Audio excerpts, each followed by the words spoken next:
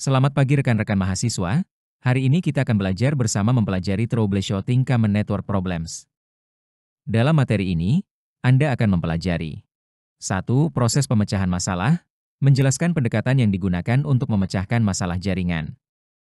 2. Masalah lapisan fisik, menjelaskan proses mendeteksi masalah pada lapisan fisik. 3. Pemecahan masalah jaringan nirkabel, mengatasi masalah jaringan nirkabel. 4. Masalah konektivitas internet umum, menjelaskan masalah umum pada konektivitas internet. 5. Dukungan pelanggan, menjelaskan cara menggunakan sumber daya luar dan internet untuk pemecahan masalah. One of the best ways to learn and understand any topic is to troubleshoot problems. For a networking professional at any level, troubleshooting is an opportunity to take a deeper dive into the protocols and technologies that are involved in trying to solve the problem. Misconfigurations and cabling mistakes happen, but these types of mistakes are usually caught early on during verification. Finding the problem typically involves a systematic approach to find the source of the problem. This includes figuring out which devices can communicate with each other and which ones cannot. For example, what if the user of PC1 submitted a support ticket that they can no longer reach any devices on the internet, such as www.example.com. There are various things we can do to isolate the problem, along with contacting other users to see if they are experiencing similar issues. But let's see what we can do from PC1. We use the ipconfig command on PC1 to verify the IPv4 addressing information is what we expect to see. Everything looks fine here. Next, let's see if PC1 can reach other devices on the same switch. From PC1, we ping the IPv4 address of PC2 and find those pings are successful. Next, we try pinging the IPv4 address of our default gateway, the router at 192.168.1.1. These pings prove to be unsuccessful. We tried pinging other devices on our network, such as the DNS and DHCP servers, and that also proves to be unsuccessful. Doing some further testing, we noticed that none of the devices on switch 1 can reach devices on switch 2 or reach the internet. However, devices on switch 2 can reach the internet, but cannot communicate with devices on switch 1. So it looks like our problem is somewhere between switch 1 and switch 2. Doing some further investigation, we determined that the problem is a faulty port on switch 1 used to connect switch 1 to switch 2. Moving the cable to another port on switch 1 fixes the problem and full reachability is restored. We mark the port as faulty and update the support ticket. Troubleshooting adalah proses mengidentifikasi, menemukan, dan memperbaiki masalah jaringan. Meskipun teknisi berpengalaman sering mengandalkan insting, ada teknik terstruktur yang membantu menentukan penyebab dan solusinya. Dokumentasi sangat penting dalam troubleshooting dan harus mencakup masalah yang ditemukan, langkah-langkah yang dilakukan untuk mengidentifikasi penyebab masalah, solusi yang diterapkan dan cara mencegah masalah terulang. Dokumentasi ini berguna untuk referensi jika masalah yang sama terjadi di kemudian hari. Langkah pertama troubleshooting adalah mengumpulkan informasi terkait masalah, seperti sifat masalah, laporan pengguna, verifikasi masalah, perangkat terkait, produsen, model, versi firmware atau OS, status garansi, konfigurasi dan topologi fisik atau logis, file konfigurasi, log sistem, riwayat troubleshooting, langkah-langkah sebelumnya dan hasilnya. Informasi ini bisa diperoleh dari pengguna yang mengalami masalah, dokumentasi, atau alat pemantauan jaringan. Beberapa pendekatan troubleshooting yang bisa digunakan. Bottom up, mulai dari lapisan fisik dan naik ke lapisan OSI yang lebih tinggi. Cocok jika masalah diduga terkait perangkat keras. Top down, mulai dari aplikasi end user dan turun ke lapisan OSI bawah. Cocok untuk masalah perangkat lunak.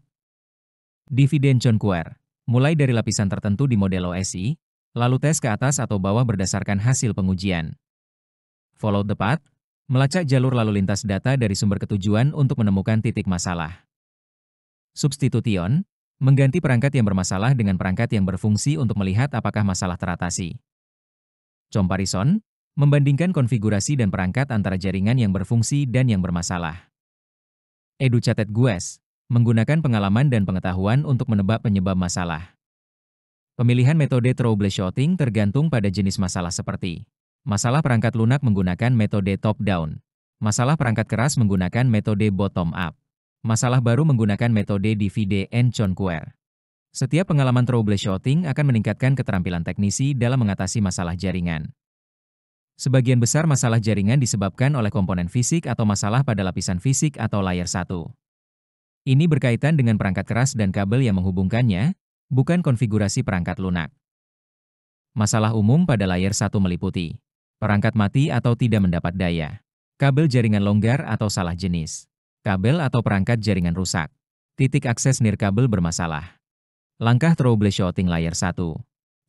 Pastikan semua perangkat mendapat daya dan menyala. 2. Periksa LED indikator konektivitas. 3. Periksa kabel secara visual dan pastikan koneksi baik. 4. Jika jaringan nirkabel bermasalah, pastikan titik akses berfungsi dan dikonfigurasi dengan benar. LED pada router memberikan informasi tentang status perangkat dan koneksi. Warna atau kedipan LED bisa menandakan lampu hijau solid, perangkat tersambung tetapi tidak ada lalu lintas data. Lampu berkedip, lalu lintas data sedang berlangsung. Tidak ada lampu, port kosong, koneksi bermasalah, perangkat mati, atau ada kesalahan konfigurasi. Masalah kabel sering menjadi penyebab utama gangguan pada jaringan kabel. Beberapa hal yang harus diperhatikan. Gunakan jenis kabel yang benar, straight through atau crossover. Pastikan kabel diterminasi dengan benar menggunakan standar T568A atau T568B. Jangan terlalu banyak membuka lilitan kabel saat terminasi. Pastikan panjang kabel tidak melebihi batas yang disarankan. Gunakan port yang sesuai untuk koneksi jaringan. Lindungi kabel dari kerusakan fisik dan hindari tarikan berlebihan pada konektor. Jika klien nirkabel gagal terhubung ke akses point, kemungkinan ada masalah dengan konektivitas nirkabel. Jaringan nirkabel menggunakan sinyal radio untuk mentransmisikan data, yang dapat dipengaruhi oleh berbagai faktor. 1. Ketidakcocokan standar Wi-Fi seperti 802.11ac, 5 GHz, tidak kompatibel dengan 802.11b GN, 2,4 GHz, kecuali di konfigurasi khusus. Perangkat di jaringan 2,4 GHz mungkin tidak dapat berfungsi dengan perangkat di 5 GHz jika tidak didukung. 2. Pemilihan saluran frekuensi seperti setiap percakapan nirkabel harus menggunakan saluran yang tidak tumpang tindih. AP dapat memilih saluran otomatis, tetapi pengaturan manual lebih disarankan di lingkungan padat. 3. Jarak dan kekuatan sinyal seperti sinyal RF melemah seiring dengan bertambahnya jarak. Jika sinyal terlalu lemah, koneksi akan tidak stabil atau terputus. Gunakan utilitas NIC untuk mengecek kekuatan sinyal dan kualitas koneksi. 4. Gangguan sinyal seperti perangkat lain yang menggunakan frekuensi yang sama dapat mengganggu sinyal Wi-Fi. Gunakan survei lokasi untuk mendeteksi potensi interferensi. 5. Penggunaan bandwidth bersama seperti AP berbagi bandwidth dengan semua perangkat yang terhubung. Semakin banyak perangkat, semakin lambat koneksi masing-masing. Solusi: kurangi jumlah klien pada setiap AP atau saluran. ULAN modern memiliki berbagai teknologi keamanan. Kesalahan konfigurasi pada aspek berikut dapat menghambat komunikasi. 1. SID atau Service Set Identifier. SID harus sama pada AP dan klien. Jika SID tidak disiarkan, harus dimasukkan secara manual di klien. Jika SID salah, klien tidak akan terhubung. Jika ada AP lain dengan SID yang sama, klien mungkin terhubung ke AP yang salah. 2. Autentikasi. AP biasanya menggunakan Open Authentication secara default, semua perangkat dapat terhubung. Jika metode autentikasi lebih ketat digunakan, misalnya WPA2, klien dan AP harus memiliki kunci yang sama. Jika kunci tidak cocok, autentikasi gagal, dan koneksi tidak terbentuk. 3. Enkripsi. Data diubah agar tidak dapat dibaca tanpa kunci enkripsi. Kunci enkripsi harus sama di AP dan klien. Jika klien dapat terhubung tetapi tidak bisa mengirim atau menerima data, kemungkinan kunci enkripsi tidak cocok. Jika perangkat dapat terhubung secara fisik ke jaringan tetapi tidak dapat berkomunikasi dengan jaringan lain atau internet, periksa konfigurasi IP klien. Router nirkabel berfungsi sebagai DHCP server yang memberikan alamat IP, subnet mask, default gateway, dan DNS ke klien. DHCP server mengikat alamat IP ke MAC address klien dan menyimpannya dalam tabel klien. Pastikan informasi IP klien sesuai dengan tabel DHCP menggunakan ipconfig all. Jika terjadi konflik, gunakan ipconfig release dan ipconfig renew untuk memperbarui alamat IP. Pastikan router menerima alamat IP dari ISP. Jika tidak, coba release dan renew IP melalui GUI router. Jika perangkat dapat terhubung ke jaringan lokal tetapi tidak dapat mengakses internet, periksa status router melalui GUI untuk melihat apakah router mendapatkan alamat IP dari ISP. Jika tidak ada koneksi, periksa kabel, LED indikator, dan koneksi modem. Jika ISP memerlukan login, pastikan username dan password sudah benar. Coba hubungkan ulang atau perbarui IP dari halaman status router. Jika masih gagal, hubungi ISP untuk mengetahui apakah ada masalah dari sisi mereka. Jika perangkat memiliki konfigurasi IP yang benar tetapi tidak dapat mengakses internet atau server tertentu, periksa apakah port TCP UDP diblokir oleh firewall. Periksa aturan keamanan pada router yang mungkin membatasi koneksi. Pastikan firewall lokal pada perangkat klien tidak menghalangi koneksi jaringan. Untuk menentukan apakah masalah ada di jaringan kabel atau nirkabel, gunakan teknik DVD Enchonquer. 1 ping dari klien nirkabel ke default gateway, memastikan koneksi Wi-Fi. 2 ping dari klien kabel ke default gateway, memastikan koneksi kabel. 3 ping dari klien nirkabel ke klien kabel, memeriksa apakah router berfungsi. Setelah menemukan masalah, lakukan perbaikan sesuai hasil diagnosa. Jika tidak dapat menyelesaikan masalah jaringan sendiri, beberapa sumber bantuan yang bisa digunakan meliputi 1. Dokumentasi. Panduan resmi dapat membantu menemukan penyebab masalah dan solusinya. 2. Evaki online. Produsen sering menyediakan evaki berisi jawaban atas pertanyaan umum tentang produk atau teknologi mereka. 3. Pencarian internet. Forum komunitas sering menjadi sumber bantuan dengan dukungan dari pengguna lain di seluruh dunia. 4. Rekan kerja. Pengalaman kolega bisa sangat membantu dalam menyelesaikan masalah jaringan. Jika masalah tidak dapat diselesaikan sendiri, hubungi dukungan pelanggan vendor atau ISP. Dukungan ini terdiri dari teknisi yang memiliki keahlian dan alat untuk mendiagnosis serta memperbaiki masalah jaringan. Cara menghubungi support desk bisa melalui email, live chat, atau telepon. Live chat dan telepon lebih baik untuk kasus darurat, seperti di lingkungan bisnis yang tidak bisa mengalami downtime lama. Jika diperlukan, teknisi dapat mengakses perangkat secara remote untuk mempercepat penyelesaian masalah. Saat menghubungi dukungan teknis, berikan informasi selengkap mungkin, seperti detail perangkat, merek, model, nomor seri, firmware, sistem operasi, IP MAC address. Gejala masalah yang terjadi. Siapa yang mengalami masalah dan kapan terjadi? Langkah-langkah yang sudah dilakukan untuk mengatasi masalah dan hasilnya. Jika ini adalah panggilan lanjutan, siapkan informasi seperti nomor tiket, tanggal waktu panggilan sebelumnya, serta nama teknisi yang menangani. Support desk biasanya memiliki tingkatan teknis. Jika teknisi level 1 tidak dapat menyelesaikan masalah, kasus dapat dialihkan ke teknisi level 2 yang lebih berpengalaman. Catat semua informasi saat berinteraksi dengan support desk, termasuk waktu dan tanggal panggilan, nama atau ID teknisi, masalah yang dilaporkan, tindakan yang telah dilakukan, hasil penyelesaian atau eskalasi masalah. Langkah selanjutnya yang harus dilakukan. Setelah masalah terselesaikan, perbarui dokumentasi untuk referensi di masa depan.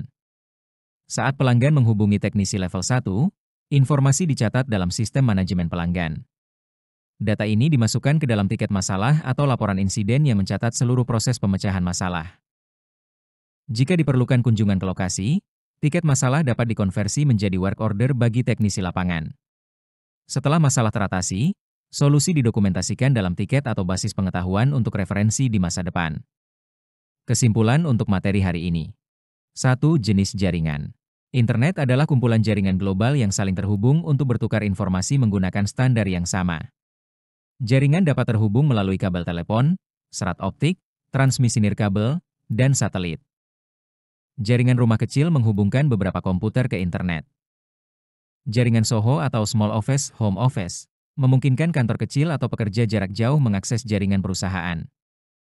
Jaringan menengah hingga besar seperti di perusahaan dan sekolah dapat memiliki ratusan hingga ribuan perangkat yang saling terhubung. Internet adalah jaringan yang menghubungkan jutaan komputer di seluruh dunia. Banyak perangkat sehari-hari juga terhubung ke internet, seperti ponsel, tablet, jam tangan pintar, TV pintar, sistem keamanan rumah, dan bahkan perangkat medis. 2. Transmisi data. Ada 3 jenis data pribadi. 1. Voluntary data, dibagikan secara eksplisit oleh individu, seperti profil media sosial. 2. Observed data, diperoleh dari aktivitas pengguna, misalnya data lokasi dari ponsel. 3. Inferred data, data yang diperoleh dari analisis, seperti skor kredit. Dalam jaringan, data dikirim dalam bentuk binary digit, yang merupakan unit terkecil data, 0 atau 1. Ada 3 metode utama untuk mengirimkan sinyal dalam jaringan. 1. Sinyal listrik, menggunakan pulsa listrik pada kabel tembaga. 2. Sinyal optik, mengubah sinyal listrik menjadi cahaya untuk dikirim melalui serat optik. 3. Sinyal nirkabel, menggunakan gelombang inframerah, gelombang mikro, atau gelombang radio. 3. Bandwidth dan throughput. Bandwidth adalah kapasitas maksimum media untuk mentransmisikan data dalam satuan waktu, diukur dalam kbps, mbps, atau gbps. Throughput adalah kecepatan aktual transmisi data, yang seringkali lebih rendah dari bandwidth karena berbagai faktor, seperti volume data yang dikirim, jenis data yang ditransmisikan, latensi akibat jumlah perangkat jaringan yang dilalui. Latensi adalah waktu yang dibutuhkan data untuk berpindah dari satu titik ke titik lain, termasuk berbagai bentuk keterlambatan dalam perjalanan. Sekian penjelasan materi hari ini, terima kasih dan jangan lupa like, comment, and subscribe untuk mendapatkan materi terbaru dari kami.